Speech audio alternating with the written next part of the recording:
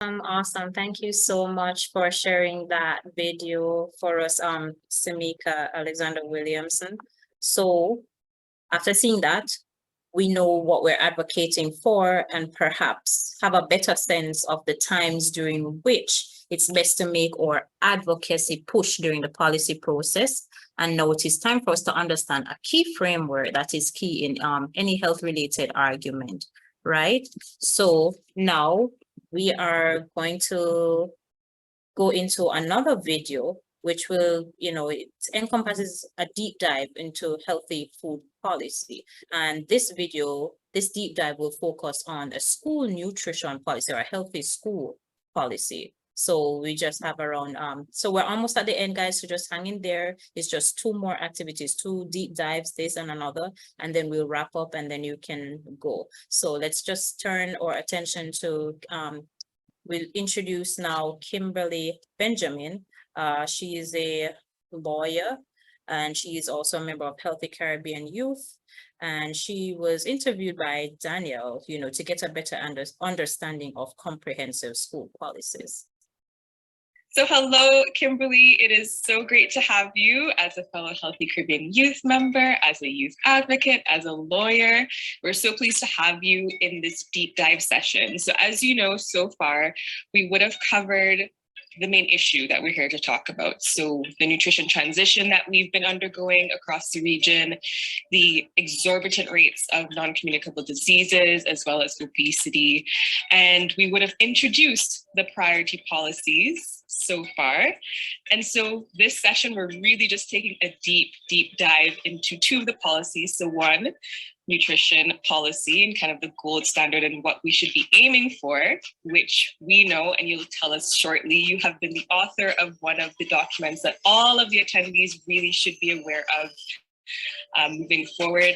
And we're also going to touch on front of package nutrition warning labeling. But anyways, Kimberly, so great to have you. So as a youth advocate, how are you engaged in the food policy space and what roles do you play in this space? Thank you, Danielle. And first of all, thank you to the conveners of this workshop. It's really great to be here as a youth advocate, as to be sharing this microphone with you. And I guess my background in the food policy space really is one of research and writing. And that started way back when. I just remember Maisha Hudson asking me to participate in some research for the Childhood Obesity Prevention Scorecard for Healthy Caribbean Coalition. And I remember at the time thinking like, it was literally an Excel spreadsheet when I started engaging in the food policy space. And we were looking at policies across the Caribbean. And I remember thinking, this Excel spreadsheet has so much potential, and being very excited about the project, even though back then it was just an Excel spreadsheet. But even just recently, one of my supervisors was using the Childhood Obesity Prevention Scorecard and telling me how great it was. She didn't know I was part of the process kind of at the initial stages. And I just remember thinking to myself, like, well, you just never know what the little that you're doing, what impact it will have, but it's being committed to the little and then seeing it grow. So since that Childhood Obesity Prevention Scorecard, I've also been advocating for healthier environments for children through my work on developing the school policy guidance documents, which Daniel just mentioned. And very excited about those documents. It was a tremendous amount of work, but again, a lot of research. I was able to interview policymakers and other influential persons in the Caribbean space as relates to the school policies that were already in existence, those that were thinking about developing policies, and just being a youth advocate in that space and conducting those interviews was really significant for me. Apart from that, I engage in space by just writing about these issues, and even in, I think it was in 2021 that I engaged in one of the front of pack demonstrations in Barbados, and we kind of did a regional approach to these demonstrations. So that was really powerful. And again, just participating in regional and international webinars or speaking engagements. As much as I don't like public speaking, but you have to do these things as a youth advocate if you really want to get the message across. So you spoke about this document, again, gold standard, which everyone, it's in your prep pack, so have a look at it.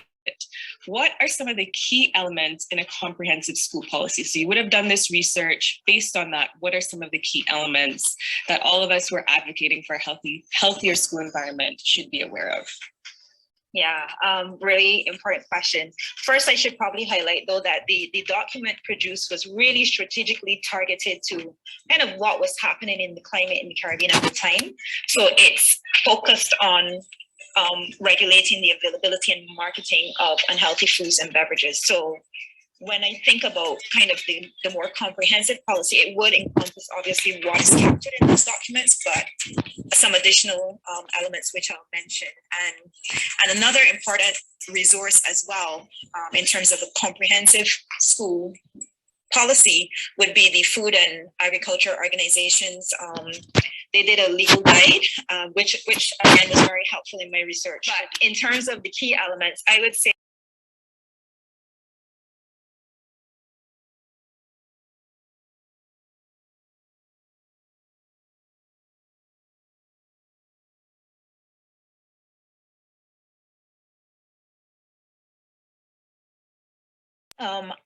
also clear definitions are required. In this day and age, we know we need to clearly define what marketing means, digital marketing, and some of those key terms that we're going to use to then frame the measures and so on. Also, the scope of the policy should be clearly stated. That is a critical element.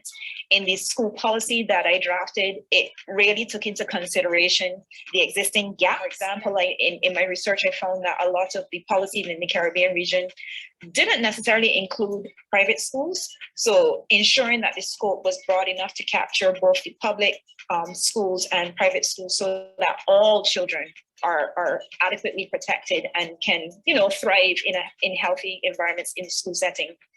I think guiding principles as well should be clearly stated within the policy. Again, it's important when it comes to interpreting the policy provisions that you have those guiding principles that capture child's right to health and related rights, and that captures the importance of participation in the process, especially from students and children and youth. So apart from that, then the kind of core elements of the policy, what exactly are you regulating? And in the policy that I drafted, we're looking at the availability and the marketing. So having those provisions that are clearly defined, that clearly establish what is permissible and what isn't, and how are you arriving at those conclusions. So having either the pathway nutrient profile model or some other mechanism for establishing what is permissible and what isn't is critical in the policy itself. When it comes to marketing, being clear as to what is marketing, like I said, this is linked to the definition point, is critical. And also, if you're going to have any exceptions, clearly stating those and having a clear timeline as to when and how those may come into play. So in the policy, there's a clear time frame set out, and there's also guidance as to the kind of parameters outside of the school compound, which should be captured by the regulation and so on. And obviously you will need, depending on the particular jurisdiction, you would obviously need to consider the legal framework that you're working in to determine how best to approach those particular policy elements. What I found too in my research is that a lot of the existing policies didn't kind of clearly establish how the policy was going to be implemented or monitored or evaluated. So within the kind of model, the golden piece that Danielle mentioned, there is that provision for implementation, and the element of monitoring and evaluation is also clearly expressed within the policy. So there the Ministry of Education is selected as the lead implementing and monitoring and evaluating ministry. But there's a recognition that, you know, this really needs to be to have a wider approach to it, because there are different ministries involved. There are different stakeholders that need to be engaged in the process.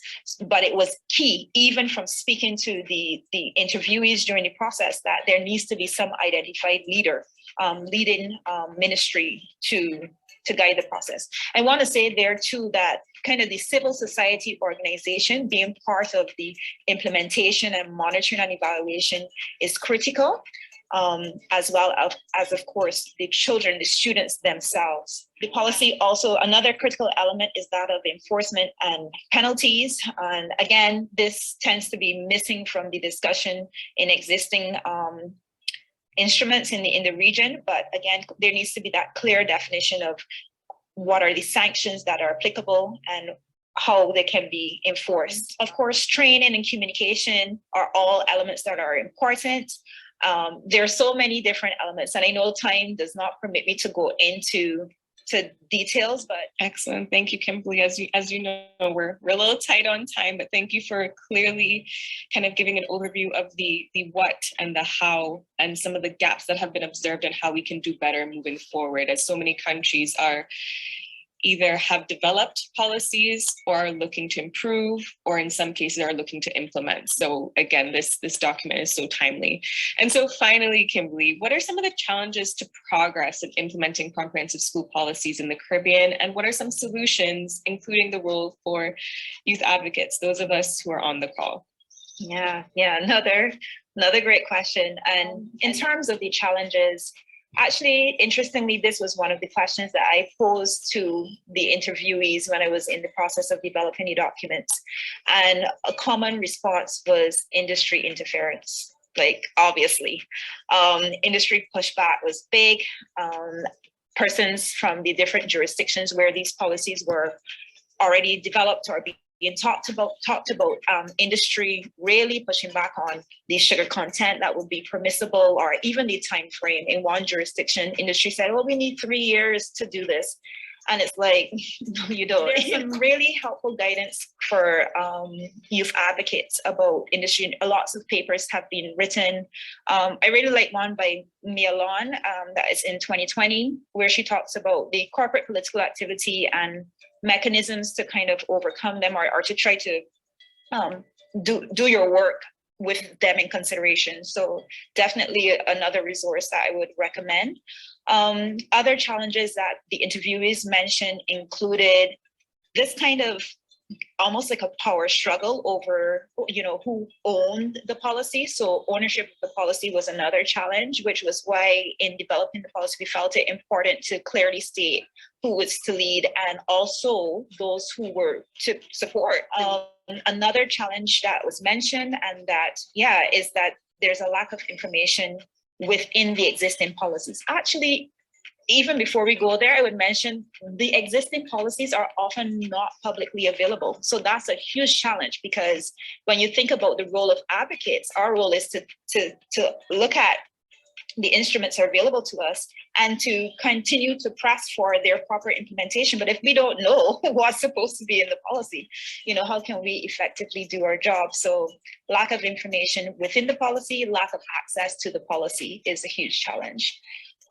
So many challenges. I think implementation also is very challenging. And again, some of the interviews, this is connected to the ownership question, talked about the fact that with so many stakeholders involved, sometimes it's difficult to know who was doing what. Funding is another huge challenge, but one that we can't sit back and say, well, this is too big to overcome. It isn't just to sit back and say, well, we don't have funding. We need to do something about not having funding. And then I think a critical one, especially for us in the Caribbean with the front of pack labeling discussions we've been having, is just the challenge of not having a regional approach and even a national approach to nutrition standards, or not having front of pack labeling as a standard that can then, like I was saying in the policy, there needs to be a way for us to recognize what is permissible and what isn't. Having a standard does that. it helps. We are a little tight on time, so I don't know if you have any final thoughts just to close off. Sure, yeah. I don't want to just leave us on the challenges. So maybe say a little bit about solutions and the role of the youth advocate there. I think when we look at what worked in the past or what has worked in the past, we know that there's overwhelming public support for these types of policies. So I think for the youth advocate is to recognize and capitalize on that, on those campaigns, and also to capitalize on the whole multi-stakeholder approach, because we are stakeholders in the process, right? So when we talk about these multi-stakeholder approaches, we need to be part of the process. So it's about being vigilant to the tactics of industry. It's about really highlighting them and also using the existing institutional support that exists. So Healthy Caribbean Youth, Healthy Caribbean, all of the policy, all of the institutions engaged already in this work. Youth advocates, we need to really connect and be part of those conversations. I think I was looking at the toolkit that Healthy Caribbean Youth and the World Obesity Federation kind of developed. And I just want to close with a line from there, because I think it links to everything that I talked about in this conversation with you, Dania. And this is a direct quote from that toolkit. It says, "You may not witness immediate results or achieve your goals within your predetermined timeline, but understand that meaningful change takes time." And I think that's an important point I want to close on for us as youth advocates.